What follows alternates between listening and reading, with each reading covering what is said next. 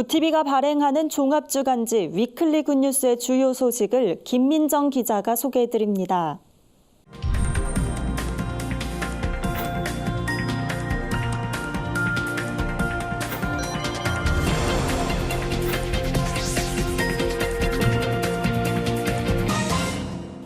이번 주 주요 뉴스 브리핑입니다. 우리나라에서 복지 사각지대에 놓인 빈곤층이 100만 명에 달하는 것으로 나타났습니다. 정부의 제도적인 보완이 시급하다는 목소리가 커지고 있습니다. 일본의 경제보복 조치로 한일 관계가 경색되면서 일본 관광이 급격하게 감소하고 있습니다. 올 연말까지 한국인 관광객이 최대 90%까지 감소할 것이란 관측이 나오는 가운데 일본의 서민 경제가 큰 타격을 입을 것으로 보입니다. 송환법 반대 시위로 촉발된 홍콩 시위가 갈수록 격화되고 있습니다. 중국에선 시위를 겨냥한 가짜뉴스가 쏟아져 나오고 있는데요. 자세한 내용 정리했습니다. 최근 탈북민 모자가 죽은 사건이 발생해 큰 충격을 줬습니다. 사인은 뚜렷하지 않지만 굶어 죽은 것으로 추정되는데요. 냉장고가 텅 비어 있을 정도로 최극빈 상태였지만 아무런 복지 혜택을 받지 못한 것으로 알려져 안타까움을 더했습니다. 우리나라 복지 사각지대에 놓인 빈곤층은 최소 93만 명, 거의 100만 명에 육박합니다. 정부가 기초생활보장제도를 운영하고 있지만 부양 의무자 중 한 명이라도 월 소득이 238만 원을 넘으면 혜택을 받을 수가 없습니다. 때문에 부양 의무자 조항을 폐지해야 한다는 주장이 나오는데요. 대한민국 사회의 민낯을 드러낸 이번 사건이 또다시 되풀이되지 않도록 구체적인 대책 마련이 시급합니다. 일본의 경제보복 조치로 한국인의 일본 관광이 급격히 감소하고 있습니다.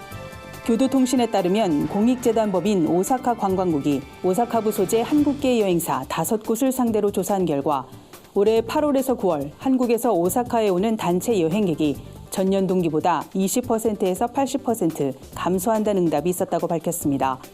현지 언론들은 앞으로 상황이 더 악화될 것으로 내다봤는데요. 연말까지 최대 90%가량 감소한다는 관측도 나오고 있습니다. 특히 한국인 관광객의 비중이 높은 지방 소도시를 중심으로 서민 경제가 직격탄을 맞게 될 것으로 보이는데요. 노 아베를 넘어 노 아베의 재팬 열기는 한동안 계속될 전망입니다. 홍콩의 송환법 반대 시위로 시작된 홍콩 시위가 장기화될 조짐을 보이고 있습니다. 시위대와 경찰 사이의 충돌이 격화되면서 우리 정부는 여행 경보를 발령한 상태인데요. 중국에선 홍콩 시위를 겨냥한 가짜뉴스가 대량으로 쏟아져 나오고 있습니다. 이에 트위터와 페이스북은 중국 정부와 연루된 계정 수백 개를 삭제했다고 밝혔고 유튜브도 홍콩 시위와 관련해 중국 정부의 악의적인 선전에 활용된 것으로 의심되는 채널 202개를 폐쇄 조치했습니다. 중국 당국은 중국인의 입장을 소개한 것이라며 반박하고 있는데요. 이번 사태의 파장이 어디까지 미치게 될지 귀추가 주목됩니다. 10대 청소년들 사이에서 언어폭력, 집단 따돌림, 사이버 괴롭힘이 갈수록 심해지고 있습니다. 이번에 교육부가 발표한 학교폭력 실태 조사를 보면 학교폭력의 양상이 신체적인 폭력에서 정서적인 폭력으로 변화하고 있음을 알 수 있는데요. 특히 중고등학생보다 초등학생의 피해 응답률이 높아 학부모들의 불안은 가중되고 있습니다. 정부 차원의 대책도 중요하지만 다음 세대 회복을 외치는 교회의 역할이 어느 때보다 절실해지는 대목이 아닐까 싶습니다. 지금까지 위클리 뉴스 브리핑이었습니다.